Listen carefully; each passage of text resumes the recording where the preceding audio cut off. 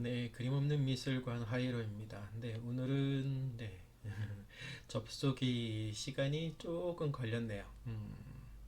한 40초 정도 접속이 네, 늦어졌어요. 로딩이 계속되면서 컴퓨터 연결이 좀 늦긴 늦었는데 그래도 정시 1시에 시작을 할 수 있게 돼서 좀 다행이네요.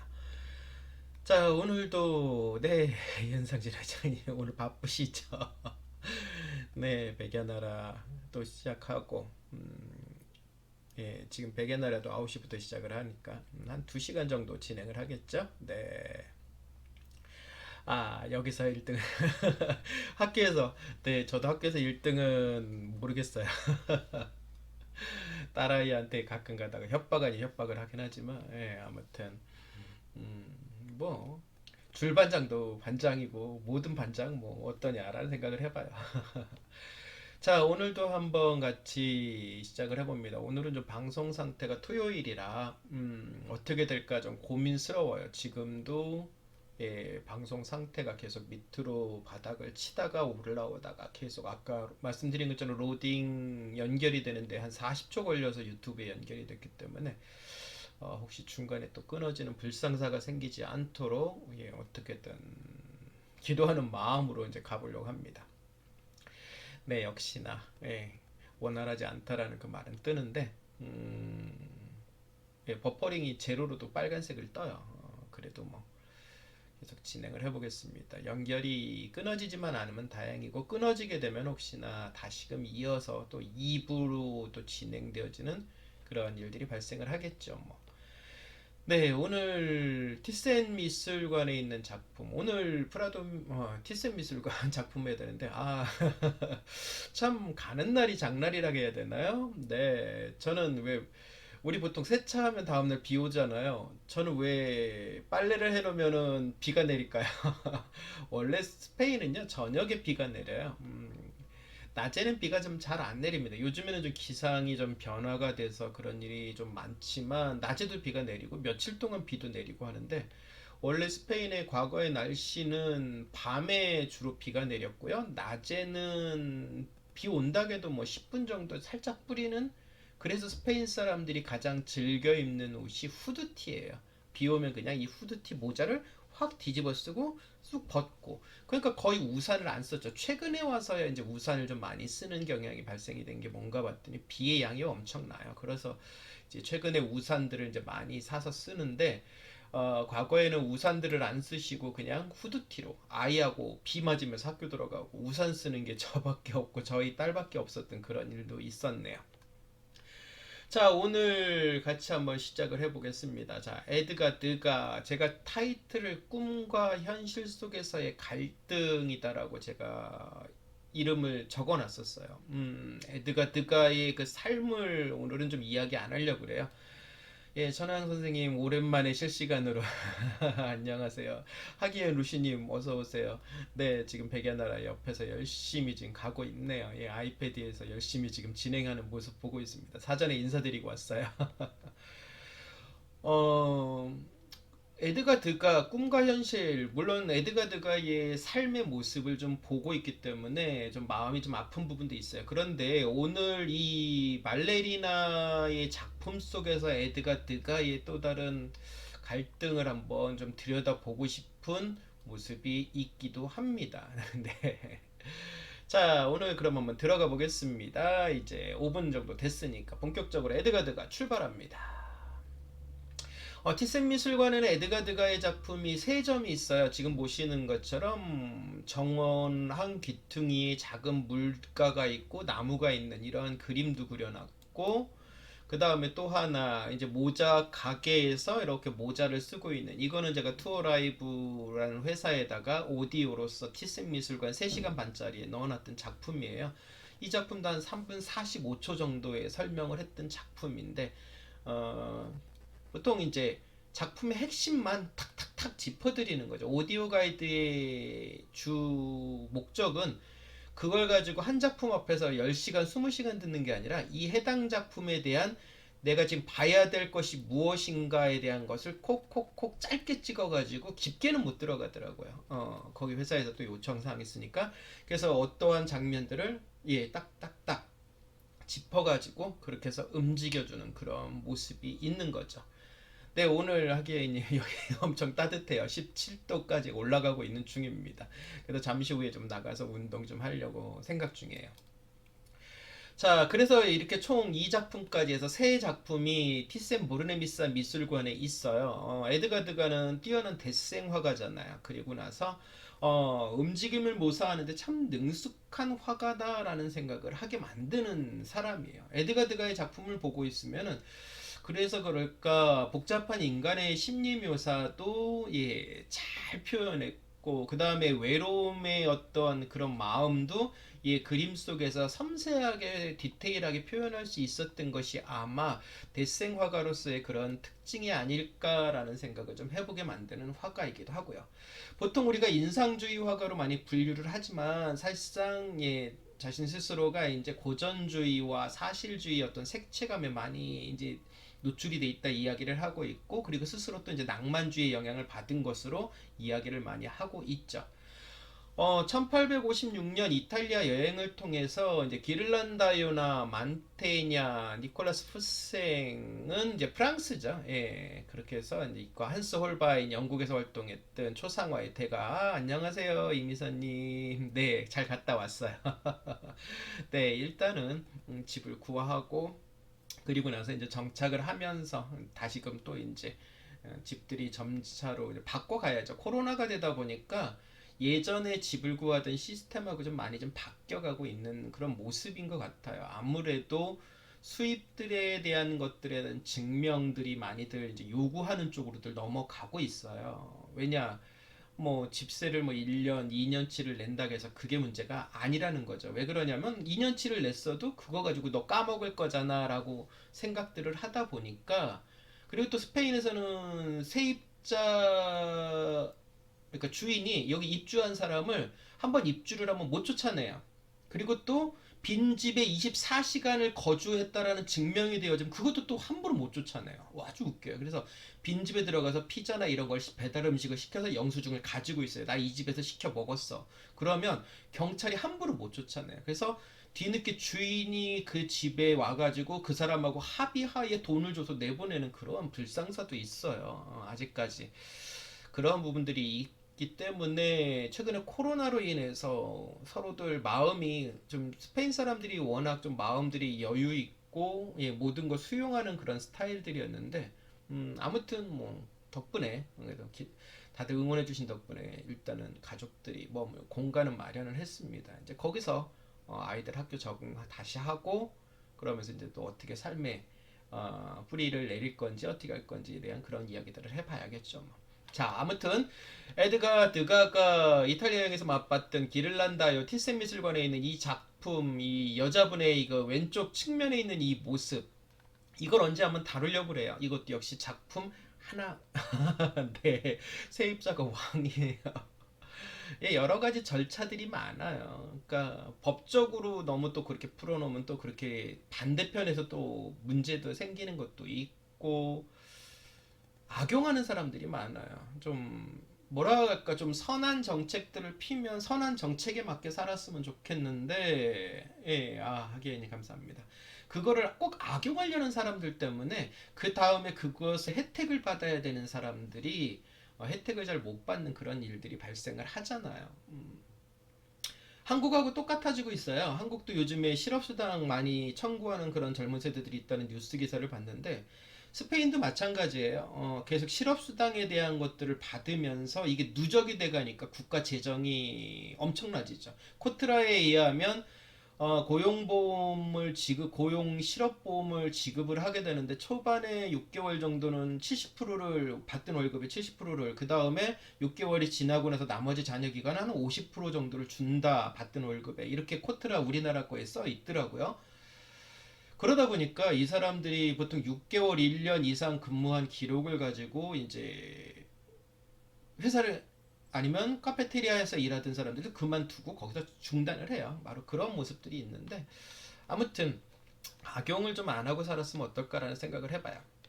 자, 이 기를란다요의 이 작품 돌아가서 하겠습니다. 이 영향을 받아요. 기를란다요의 이 작품들을 보면서 영향을 받고, 이거는 제가 조만간에 할 거고, 프라도 미술관에 가면 만테냐 실제 그 풍경 속에 있는 건물들이 다리들이 실제 존재하는 다리예요. 그래서 요 성모의 죽음 만테냐의 이 그림이 프라도에 있는데, 이 그림을 설명하면서 그때 아마 드가의 모습도 한번 같이 또 끌어내리지 않을까라는 생각을 해보게 됩니다. 예, 제자들과 함께 성모 마리아의 죽음을 바라보는 장면의 만테냐에게도 영향을 받았던 에드가 드가.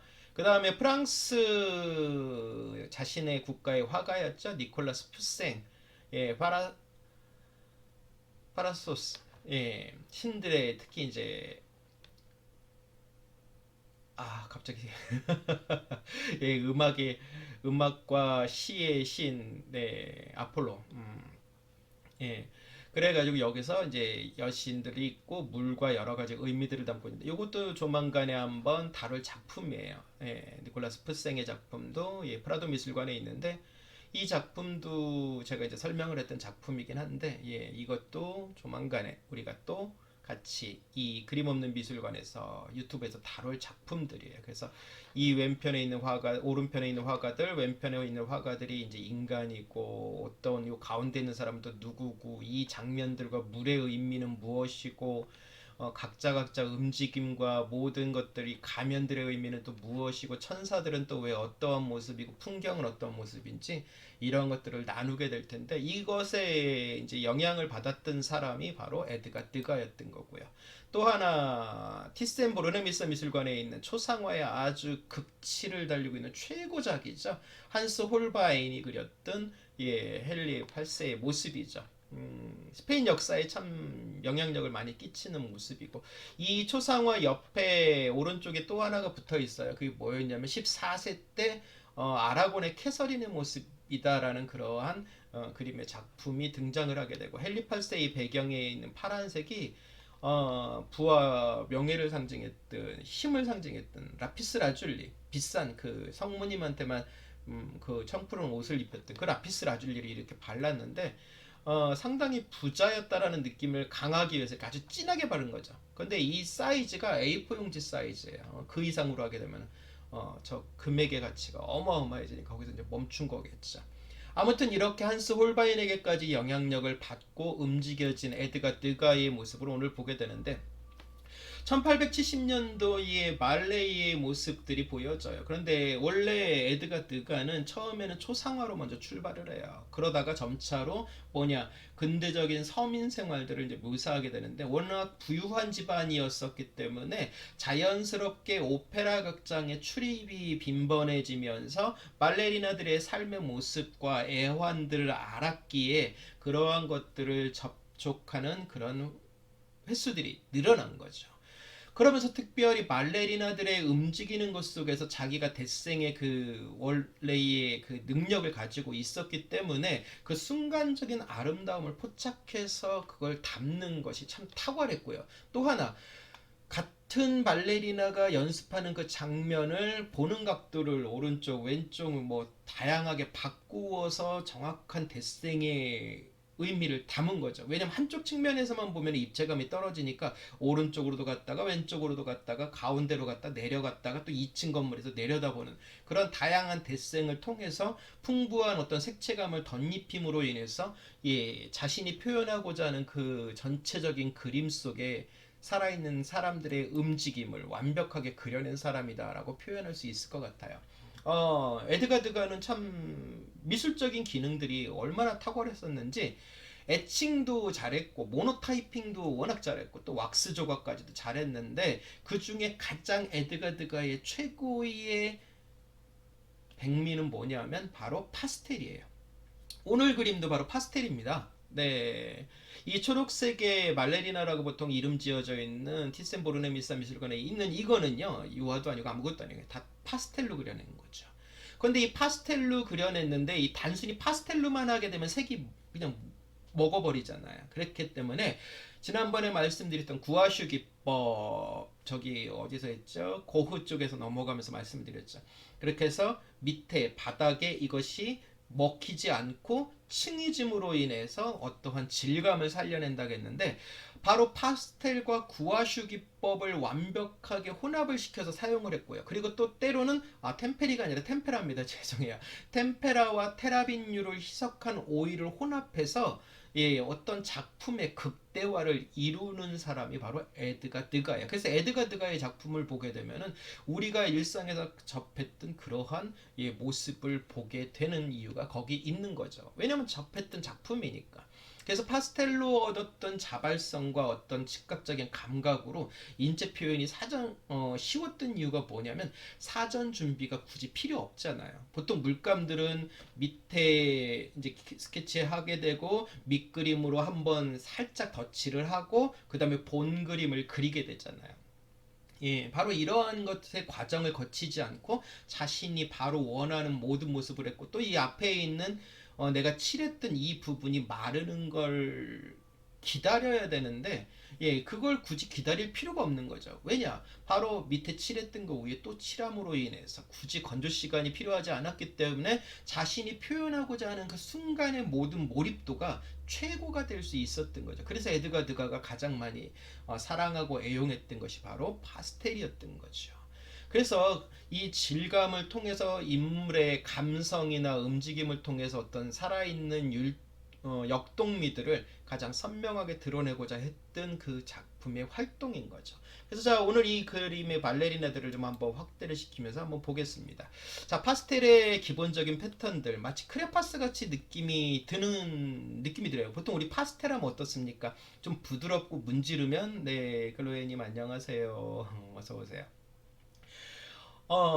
파스텔로 하게 되면 보통 이렇게 우리가 뭐죠? 손가락으로 문개거나 아니면은 자그마한 천이나 요즘에는 주로 이제 티슈 가지고 살살 이렇게 문지르면 어떻게 될까요? 전체적으로 이게 고르게 묻어나잖아요. 먹게 되고. 그런데 아까 말씀드렸던 것처럼 에드가 드가는 마치 지금 보시면 크레파스를 그려놓은 것 같은 느낌이에요. 바로 구아슈 기법을 접목을 시킴으로 인해서 파스텔이 그냥 쑥 묻어버림으로 해서 밑에 색과 같이 충돌해서 그냥 제3의 색을 만들어내는 것을 막아버리고, 그 원래 밑에 색, 지금 보시는 것처럼 파랑색으로 밑에 선을 라인을 그려놨던 것 위에 다른 색을 덧입혀도 밑에 파랑색도 살아있고 위에 색도 살아있는 이런 걸 완벽하게 움직이도록 해준 거죠. 아이고, 물감의 성질까지 거침없이 하다 보니까, 아내가 옆에서 클로에가 주로 이거 미술 작품 하고 있을 때 저는 이제 책을 읽거나 딴짓을 해요. 텔레비전을 보거나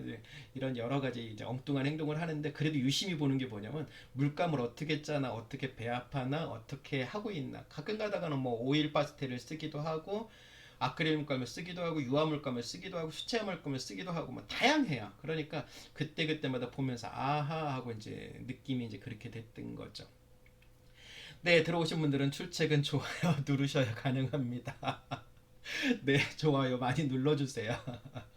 네, 요즘 많은 분들이 그렇게 자주 찾아와 주시고 너무 감사하죠. 자, 그래서 이것을 왜 루이카르님 안녕하세요. 반갑습니다. 네, 에드가 드가는 왜 굳이 파스텔을 파스텔적으로 쓰지 않고 구아슈 기법으로 해서 밑에 있는 것과 위에 있는 것들이, 네, 요런 것들이 왜 굳이 이렇게 먹지 못하도록 만들었을까를 유심히 보면서 느꼈던 건 그거예요. 음영하고 색조의 조화를 위해서 그랬을까라는 생각. 네, 오일 파스텔은 크레파스 맞아요. 파스텔은 가루고. 근데 지금 여기 에드가 드가는요 오일 파스텔이 아니에요. 그냥 파스텔이에요. 네, 우리 클로에님이 정확하게 저를 지적을 해줬어요. 네. 근데 이 파스텔 자체에다가 구아슈 기법을 접목을 시켜버리니까 지금 이런 형태들이 마치 제가 그래서 오일 파스텔을 그린 것 같은 느낌입니다라고 말씀을 드렸던 이유예요.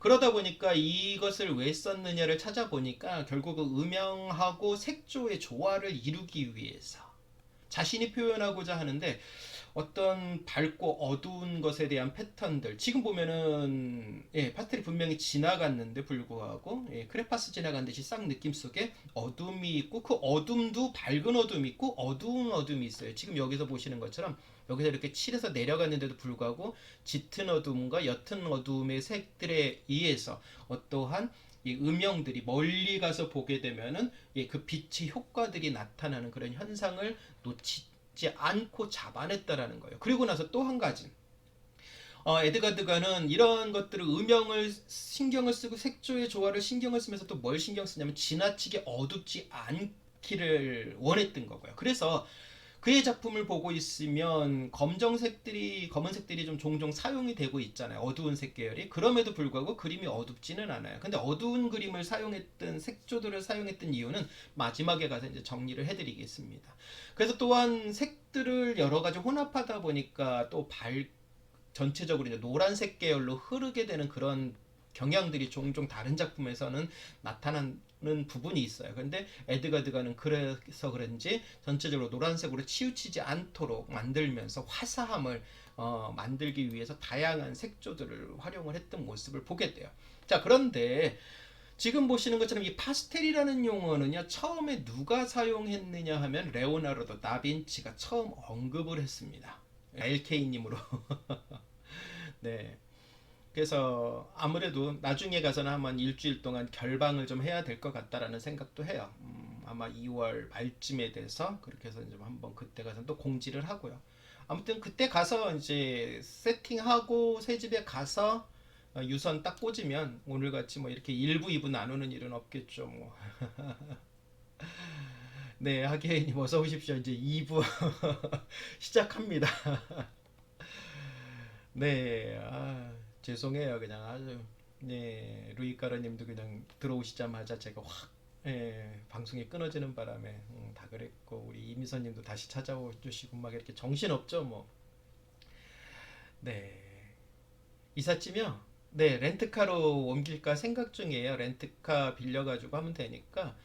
큰 거 한 7인승 빌려서 한 번에 싣고 가면 될 것 같아요. 지금, 왜냐면, 네, 옆에 있는 분들 차를 좀 빌려볼까 했었는데 그분들은 매일 써야 되니까 제가 지금 여기서 마드리드까지 가는 시간이 대략 한 40분에서 1시간 걸려요. 그리고 또 이동을 할 때 저 통행증을 발급을 받아야 돼요. 예. 그래서 루이카르님, 네, 제 방, 제 입장, 네, 감사합니다. 그래서 아무래도 고민 중이에요. 가족들이 오는 날 렌트를 해서 짐을 싹 싣고 가면서 공항에서 픽업해서 가고 짐 내려놓고 그리고 나서 차 반납을 할 것이냐.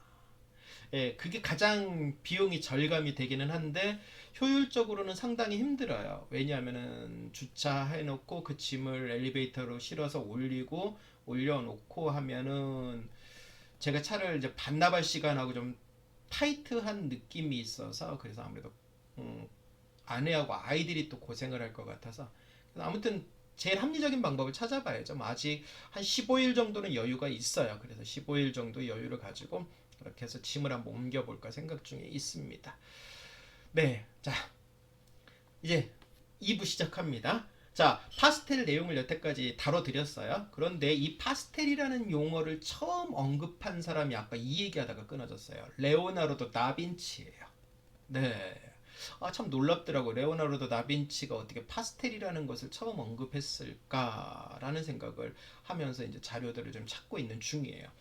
왜냐하면 레오나르도 다빈치의 스페인에 있는 게 저기 프라도 미술관에 있는 카피본 모나리자밖에 없지만 뭐 이런 생각이 가끔 들더라고요. 꼭 내가 굳이 모든 작품을 물론 스페인에 있으니까 스페인 작품들을 주로 하지만 굳이 스페인 작품만 할 이유가 있을까라는 생각이 요즘 좀 밀려와서 그래서 알고 있는 작품들을 좀 막 쭉 해보려고 그래요. 최근에 한국에서 많이 나오고 있는 마티스전 뭐 연장을 해서 지금도 하고 있고 뭐 여러 가지들이 있잖아요. 얼마 전에 이제 마틴스전이 지금 성황리에 했었고 샤갈전도 있었고 그리고 특히 지금 보시는 이 그림들처럼 네, 드가의 이 작품들은 제주도에서도 그랬고 부산에서도 그랬고 지금 서울에서도 마찬가지로 입체 3D 영상으로 해서 하나의 그 어떤 터널 같은 홀에 들어가서 이 작품들의 움직임, 고흐의 별이 빛나는 밤에 그 해가 해바라기들이나 밤하늘에 별이 뱅글뱅글 도는 게 이 전체의 천장이나 이런 것에 터널 속에 보여지는 영상들이 있는 것들을 보면서 그런 생각을 해요. 요즘엔 참 작품을 접할 수 있는 기회가 많구나라는 생각을 하면서 좀 더 폭넓게 잘은 모르지만 그래도 폭넓게 한번 접촉을 할 수 있는 기회를 한번 만들어 봐야겠다라는 생각을 좀 해보게 됐습니다. 아무튼 레오나르도 다빈치가 언급을 하고 장 페레알이라는 사람이 이제 이것에 관련되어서 활동을 시작을 하다가 18세기에 이제 많이 활성화가 되어져요. 그런데 이제 주로 귀족층들이 사용했던 작품의 모습으로 움직이고 있다가 좀 멈추죠. 그러다가 다시 이제 드가에 의해서 인상주의 시대의 모습으로 이제 활동이 되어지는 모습을 봅니다. 아무래도 스트림의 속도가 많이 좀 떨어져 있어요. 그래서 오늘은 속도를 조금 내야겠습니다. 네, 확 또 떨어지면 큰일 나니까. 아무래도 안 될 것 같아요. 예, 그러니까요. 계속 버퍼링이니까 여기서 지금 계속 떨어지니까 이러다가는 진짜 제가 멘붕에 걸릴 것 같으니까 빨리 진행을 하겠습니다. 네, 지금까지 이제 들으셨던 내용 속에서 계속 이어갈게요. 예, 오른쪽에 지금 계속 모니터에 0kb로 훅훅 떨어져서 네, 설마 예, 하고 넘어가 봅니다. 자, 일단은 아까 말씀드렸던 것처럼 이 신발의 부분 속에서 드러난 것처럼 에드가드가의 주된 특징이 뭐냐면 목탄 스케치를 잘 활용을 해요. 목탄을 가지고 당시에 이제 밑그림들을 기초 스케치들을 하잖아요. 그런데 에드가드가는 뭐 하냐면 목탄 자체에다가도 기본적으로 파스텔을 묻혀가지고 그림을 그려내는 그러한 모습들이 있다 보니까 제가 거기다 뭐라고 붙였느냐면 해부학적 시리즈의 느낌이 난다고 말씀을 드렸어요. 그건 뭐냐? 에드가드가의 그림을 하나하나 구석구석을 면밀하게 보다 보면 이 그림 하나 전체가 어떤 시리즈에 연결되어지는 것 같은 쫙 펼쳐지는 듯한 영상의 흐름으로 간다라는 거죠. 그래서 에드가드가의 그림이 참 과학적으로 이루어지는 그런 패턴이다라는 걸 느끼게 되고 지금 이 그림 속에서도 묻어나는 것처럼 목탄으로 이렇게 가볍게 기본적인 아웃 포맷을 그려놓고 나서 그 속에 자기가 원하는 파스텔의 색깔을 직접 입히든지 아니면 방금 말씀드렸던 목탄에다가 이렇게 해서 파스텔을 미리 칠한 다음에 자신이 원하는 독특한 방식들을 만들어내는 아주 특유의 기법으로 그려냈기 때문에 에드가드가가 아무래도 우리에게 그러한 놀라움으로 다가오는 이유겠죠. 그리고 또 에드가드가는 뭐냐면 우리 트레이싱지라고 그러잖아요. 예전에 학교에서 뭐 했냐면 기름종이 무슨 그림을 이렇게 할 때 이렇게 밑그림 이렇게 따라 그렸던 그 트레이싱지 그리고 예전에 저기다가 철필로 글씨를 써가지고 그걸 등사해가지고 시험지를 만들게 됐던 게 트레이싱지죠. 바로 이런 트레이싱 페이퍼를 이용을 참 많이 했어요. 에드가드가는. 그래서 이 트레이싱 페이퍼를 가지고 부드러운 질감을 극대화시키기 위해서 종이 하나까지도 세밀하게 다루었던 정말로 그 재료와 모든 것들을 꿰뚫어 보고 있었던 최고의 화가가 에드가 드가였다라는 것을 보게 됩니다.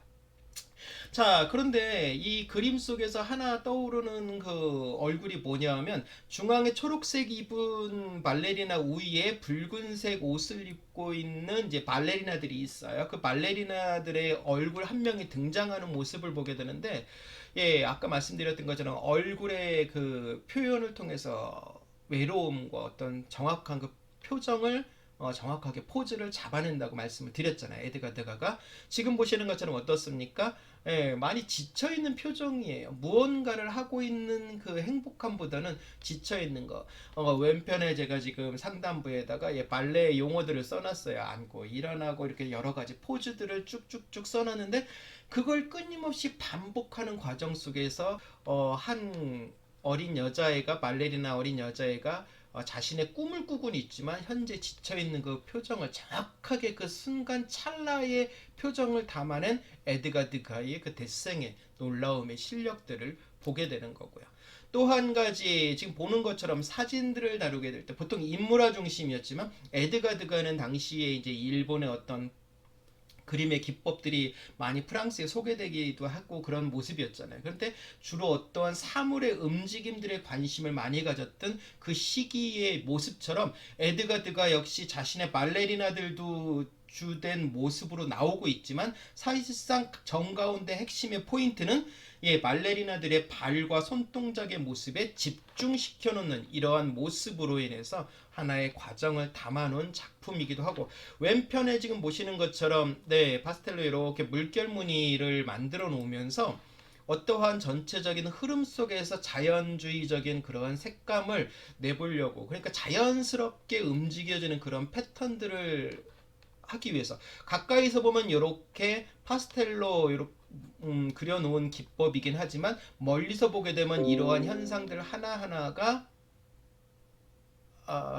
또 끊겼나요? 네, 오늘 설마 진짜 사부로 가는 거 아니겠죠?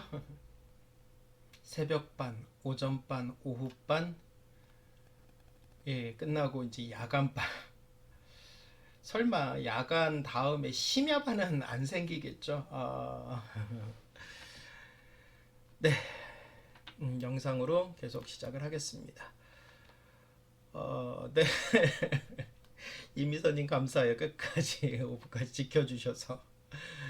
예, 정말로 오늘따라 싫으네요. 와, 어제 하루 쉰 것도 상당히 좀 그랬는데, 오늘 그래서 지금 에드가 드가의 작품을 가지고 즐겁게 한번 만나보려고 준비하고 잔뜩 기다리고 있었는데, 와, 이렇게 놀라운 일이. 자, 시작을 해보겠습니다. 설마 또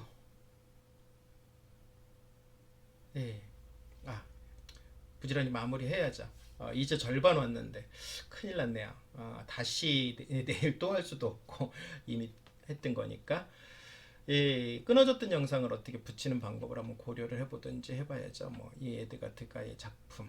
자, 넘어가 보겠습니다. 그래서 아까 말씀드렸던 것처럼 에드가 드가가 이러한 다양한 이미지의 모습을 활용했던 것은 먼 발치에서 바라봤을 때 자연주의적인 그런 현상과 기법들을 만나볼 수 있도록 하기 위해서 이런 다양한 이미지들을 활용을 했다라고 보시면 될 것 같고요.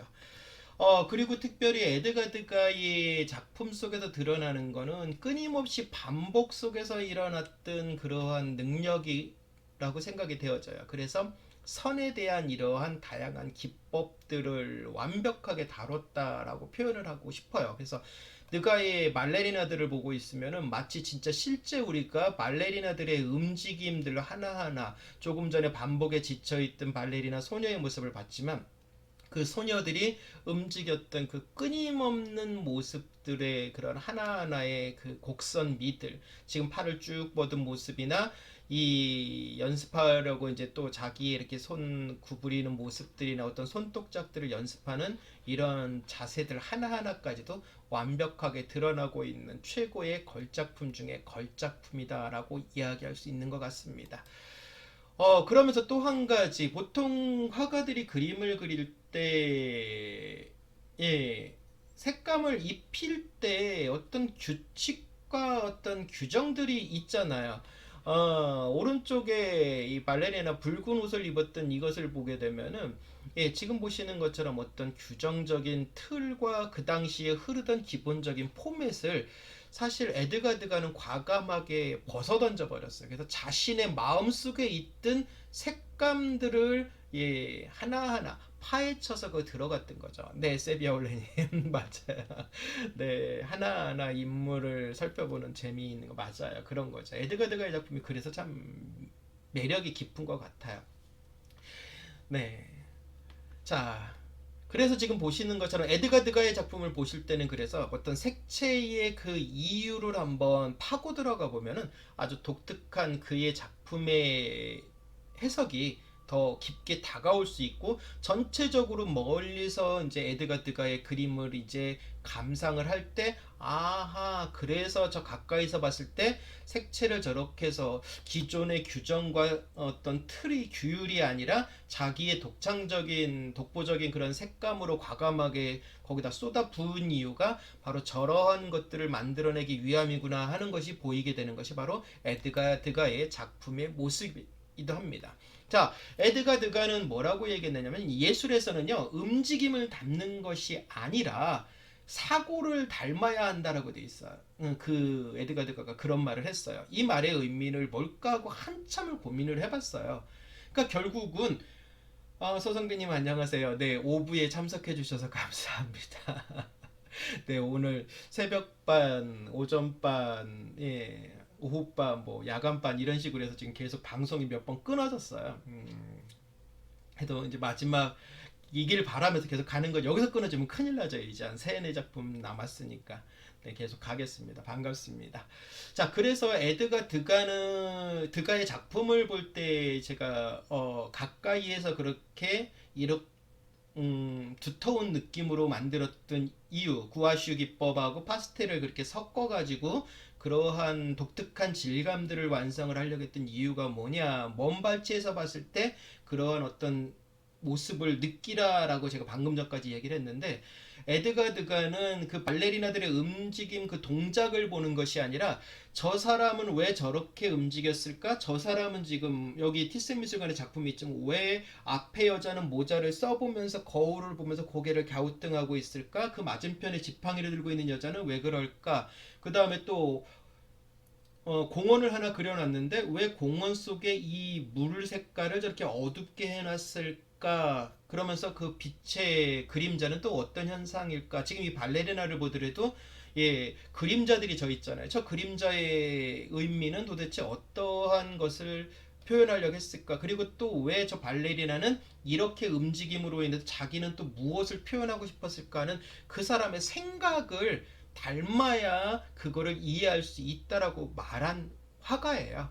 예, 그러니까 보통 우리가 어떤 동작을 표현하면서 정말 이렇게 움직이죠? 이러기 때문에 이런 동작을 표현한 겁니다를 에드가 드가는 원했던 것이 아니라 그 발레리나가 이런 동작을 취한 이유는 이러이러한 거기 때문에 그 사람이 이러한 것을 표현한 건데, 그 얼굴 표정에서도 역시 느껴지는 건 이 사람의 심리적인 상태가 이런 상태로 요거까지도 표현을 했습니다 라고 하는 거를 느끼게 만드는 아주 저희한테는 어려운 부분이기도 하죠. 그래서 끊임없이 밑에 말씀드렸던 것처럼 반복을 10번, 20번, 100번 막 이렇게 끊임없이 해왔던 모습이에요. 에드가 드가는 발레리나들도 끊임없이 연습을 하면서 자기의 성공을 이루었지만, 에드가 드가 역시 끊임없이 그걸 반복적으로 그려내면서 어떻게든 그냥 있는 모습을 화폭에다 담아서 딱 저장을 하는 사진이 아니라 그 사람의 마음과 심리 상태까지도 그림 속에 담으려고 몸부림쳤던 사람이 에드가 드가였다라는 거죠. 자, 그런데 에드가 드가의 아까 그 발레리나 손 쭉 뻗은 거 있었잖아요. 그 손 끝에 보면 이렇게 좀 그림이 뭉뚱그려져 있는데, 에드가 드가가 이렇게 된 이유는 사실 뭐냐 하면, 에드가 드가의 초기 작품하고 후기 작품이 그래서 달라요. 시력 때문에 그래요. 예, 모네도 역시 시력 때문에, 백내장 때문에 그림의 형태가 변한 것처럼 에드가 드가 역시 시력 때문에 상당히 곤란함을 겪습니다. 무슨 얘기냐? 1870년에 프로이센 프랑스 전쟁에 이제 참여하기 위해서 거기 해야 참전을 하는데, 사격 연습도 중에 그만 실수로 해서 오른쪽 눈을 다치는데, 이 정중앙을 다치는 바람에 가운데 그 사물이 좀 이렇게 둥근 반원형의 형태처럼 이렇게 보이는 현상이 나오고, 점차 왼쪽도 또 가重력에 의해서 황색 변변의 그런 모습으로 인해서 색채감과 모든 것들이 많이 변하기 시작을 해요. 그래서 모네도 백내장 때문에 그림을 보게 되면은 예, 섬세한 것보다는 어떤 거친 윤곽들이, 그리고 두리뭉실한 그런 느낌이 들잖아요. 마치 가까이서 보면 뭐야 이게 하는 것처럼, 근데 먼 발치에서 보면 와 하고 하는 수련꽃처럼, 바로 그러한 모습의 표현이 에드가 드가에게서 나온 거예요. 그래서 시력이 저하되기 전에는 무슨 그림들을 주로 그렸냐면 그림자도 미세했고요. 그다음에 얼굴의 표현은 진짜 사실감이 있었고 근육의 움직임은요 거의 사실적으로 세밀하게 묘사가 됐어요. 그런데 저러한 사격 때문에 오른쪽 시력을 잃고 왼쪽은 가족력 때문에 같이 상실되면서 시력 저하가 확 갑자기 밀려오니까 결국 어떻게 되냐, 섬세하게 바라볼 수 있는 것들이 없다 보니까 지금 발레리나의 손을 그린 것처럼 어떻게 되냐, 검은색의 거친 윤곽선을 그리게 되고 그림자 자체도 예전에는 부드럽고 어떠한 섬세한 부분으로 표현하던 걸 어쩔 수 없이 굵직한 그림자 라인으로 그릴 수밖에 없었던 거예요. 그래서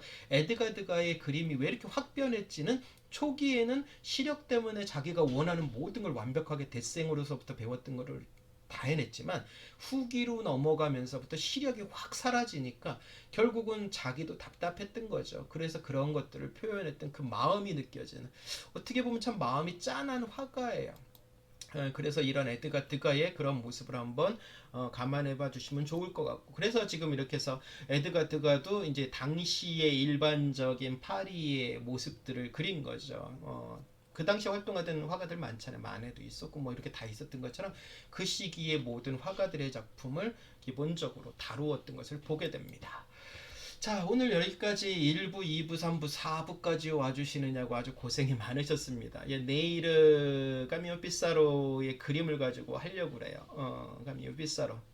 티센 미술관에 있는데 당분간 이제 티센 미술관을 좀 다루다가 프라도로 다시 넘어가기도 하고, 말씀드렸던 것처럼 뭐 다른 미술관에 있는 작품도 제가 아는 거는 한번 쭉 파고들어 보려고 합니다. 그래서 내일은 까미오 피사로의 작품을 한번 집중적으로 보려고 하고요.